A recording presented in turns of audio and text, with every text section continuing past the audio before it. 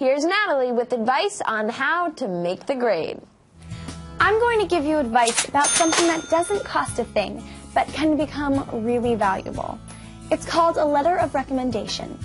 Teens often get them from teachers, but other adults might have good things to say about you as well. And the time to ask them for a letter is now.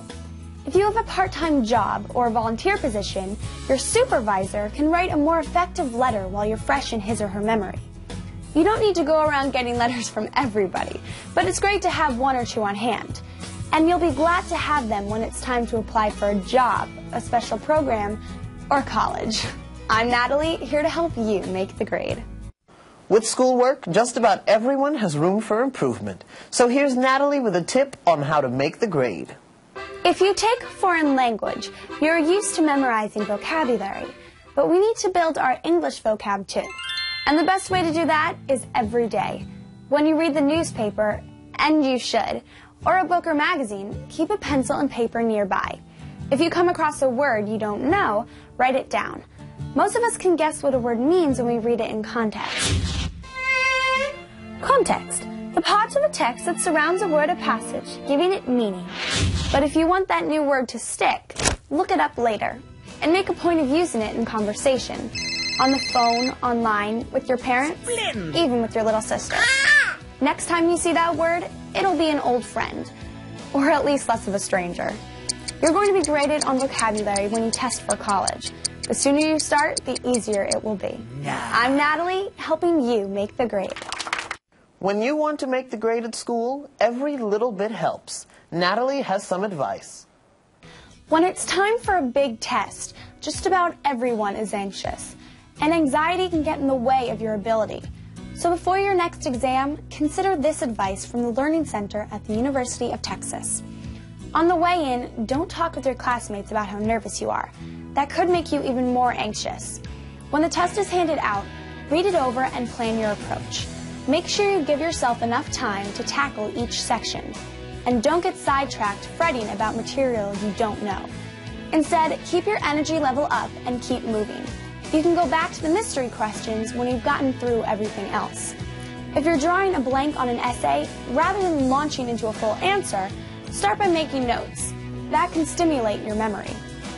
Some people find it helps to pause and breathe deeply when they feel nervous or overwhelmed. And resist the temptation to see how other kids are doing. Stay focused on the test. You might discover you know more than you thought. I'm Natalie, here to help you make the grade. Here's Natalie with some tips to help you make the grade. Giving a presentation should be a lot more than just reading a paper out loud. Here are some ideas for preparing a good one. First, think about your audience. Are they already familiar with your subject, or will you have to explain every detail? Then put an outline onto index cards. If you are working from a written report, underline and transfer the key points. And don't forget to number the cards in case you drop them just before you start. Visuals like charts, maps, and pictures can really bring your presentation to life, but make the information big enough for your audience to see. Give visuals the same numbers as the index cards they go with, and circle the number on your index card so you remember to use your prop. Of course you'll want to practice. If you can, use a camcorder. It will show you how your presentation looks to the audience. And even if your subject is serious, just before you start, smile and look around the room. Your audience will think you're confident, even if you have butterflies in your stomach. I'm Natalie, here to help you make the grade. Here's Natalie with some tips to help you make the grade. When you hand in a paper, you might not get the grade you want if you miss an important step, because the difference between an A and a C can be a P. P for proofreading. Real proofreading is a lot more than a once-over with spell check. Writing experts say it's really hard to catch our own mistakes because of the way our brains work. We tend to see what we think we wrote instead of what's really on the page. So here's what the pros recommend. Read very slowly. Look at one individual word at a time. If there are errors you know you make a lot, double check for those. And if you possibly can, read out loud. At publishing houses, proofreaders often work in teams, one reading out loud to the other. Hey, your little brother or sister might actually be useful. If you want proof that proofreading works, Try it on your next paper. I'm Natalie, here to help you make the grade. Want to do well in school? Here's Natalie with some tips to help you make the grade. Concentrate. Easy to say, not so easy to do. But study experts at Virginia Tech have a suggestion. Give yourself a gimmick, a study charm. It can be a special object you put on your desk when it's time to work, or something you wear, like a scarf, a comfy sweatshirt, or a special hat. That's your on-duty signal to yourself. If your study charm is on, so are you. If you stop working, put away the charm, even if you're just taking a 10-minute break. The experts say the ritual of putting your study charm back in place will help get you back in the studying mindset. The key is that you only use the charm when you're working. If you forget and start doing something else, time to get a new charm. It may sound silly, but it works. I'm Natalie, here to help you make the grade. Want to do well in school? Here's Natalie with some tips to help you make the grade. Okay, we all know there are flashcards for multiplication tables and vocabulary words, but buying pre-printed flashcards might not be the best way to go, because only you know exactly what you need to memorize for that important test. So, get some index cards and make your own. Just the process of preparing them is a form of studying. Think about the things you need to remember. If you're memorizing dates and events, the date goes on one side, the event on the other. You can also do fill-in-the-blank questions, an invention that revolutionized manufacturing. The assembly line, great for studying by yourself and with your pals. And it's a nice way to allow your mom or dad to help you with your homework when it's a subject they don't really know, or used to know, but forgot. Maybe they'll learn something too. I'm Natalie, here to help you make the grade. Want to do well in school? Here's Natalie with some tips to help you make the grade. Do you have a to-do list? I do, and sometimes I think it's going to do me in. Most days, I can only get to the things on the top of my list, which means I never get ahead. And quite often, I fall behind. So I'm going to try a technique called the catch up, keep up, and get ahead system. This is my catch up stack, things I've fallen behind on. I made a list, and I'm setting aside time every day to accomplish at least one of these tasks. And I'll check them off as I get them done. Then I do my keep up work, things that have to be done right away. This is where I'll spend most of my time tonight, but I'll save a half hour or so for my get ahead list.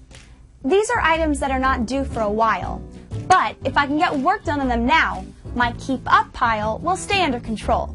In theory, if I keep working with this system, eventually my catch up stack might disappear altogether, and I'll be a lot more relaxed.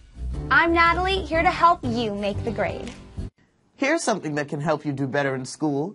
Natalie's advice on how to make the grade. Okay, here's the clue.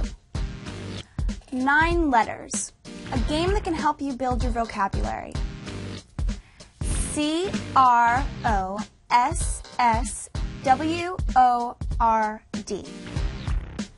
You can do crossword puzzles just about any time you have time on your hands. At most newsstands and bookstores, there are crossword books that have easy, medium, and difficult puzzles. You'll be surprised how soon you'll be able to move up to more challenging puzzles. As you learn new words, keep a running list. Not only will this help you on future puzzles, reviewing the list will help build your vocabulary. Crosswords are fun to do with your folks and your friends. In fact, it can even be an icebreaker. Steve, what's a 4-letter word for a social occasion, usually for 2? Oh, thanks. D-A-T-E. Date. Think you'll get the hint? I'm Natalie, here to help you make the grade. Want to do well in school? Here's Natalie with some tips to help you make the grade. Although college seems to be in the far distant future, you'll be filling out college applications sooner than you imagine. Most applications require that you write about a significant person or event in your life. Choosing a topic can be difficult when you're under pressure. So even if you're years away from college, be aware of your big moments. An extraordinary experience at summer camp? meeting a very unusual person. Whatever. Write down your feelings now while they're still fresh. Later on, when it's time to apply to college, you might be able to use what you wrote years earlier as an inspiration. So keep a notebook just for special moments and observations. Call it your essay journal. When you're a senior and facing an application deadline, you might find the seed for a great essay in those pages. And you'll thank your younger self. I'm Natalie, here to help you make the grade. It's time now to check in with Natalie for this week's Make the Grade. You're writing an essay or term paper. Do you find that the hardest part is writing that first sentence? Too many of us try to come up with the perfect opening sentence. And if it doesn't come easily, we get frustrated and discouraged. And that only makes things harder. Writing experts say a good way to really get going is to set yourself free. They call it a focused free write. Here's how it works. Set aside a specific period of time, say 10 minutes. Start by writing your topic on the top of the page. Then just let yourself go. Write whatever comes to mind about the topic. And don't pause to reread what you've done. That leads to wanting to edit while you're writing. And that can really stifle your creativity. Okay, time's up. Now read through what you've written. You'll be surprised at how often free writing helps you come up with ideas, words, and phrases that are helpful. So next time you're stuck, try free writing to get yourself going. I'm Natalie, here to help you make the grade. If you want to measure up in school, then listen to Natalie. She has advice on how to make the grade. When there's a big test coming up, we all know we need to study. But just putting in the time isn't enough. Experts at the University of North Carolina say what you do with that time is really important. Here's their advice. As you review each section, make up questions. If you're stuck coming up with questions, here's a tip. Take the title of a chapter and turn it into a question. For example, a chapter called Cell Structure can be turned into, what is the structure of a cell? After each study session, see how many of your questions you can answer. The answers you don't remember will point you to where you need to do some rereading. And if you started early, you'll still have time to make the grade. I'm Natalie. Good luck. Want to do well in school? Here's Natalie with some tips to help you make the grade. I love to read, but some books are harder to get into than others, especially nonfiction.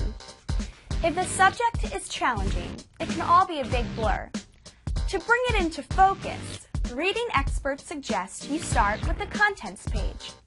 Use the table of contents like a roadmap, a guide to the trip you're about to take. Then go to the index at the back. Check out terms that get mentioned a lot, so that when you see them as you read, you'll know you need to pay close attention. Once you've introduced yourself to your book, you're really ready to get acquainted. I'm Natalie, here to help you make the grade. When it comes to getting ahead in school, every little bit helps. So listen to Natalie's advice on how to make the grade. When you think of a tourist attraction, you probably think of historic sites, roller coasters, or natural beauty. But there's something else you might take in on your next trip, a college tour. While this is usually something juniors or seniors in high school do, it doesn't hurt to take a look around when you're a little younger. Especially if you happen to be visiting a part of the country that takes a lot of time and money to get to. If there's a college or university you've heard about in the area, ask your parents if there's time for a side trip. Many colleges have free tours almost every day. Go to the school's website and check the schedule. The tours are usually led by students who have lots of inside information about campus life.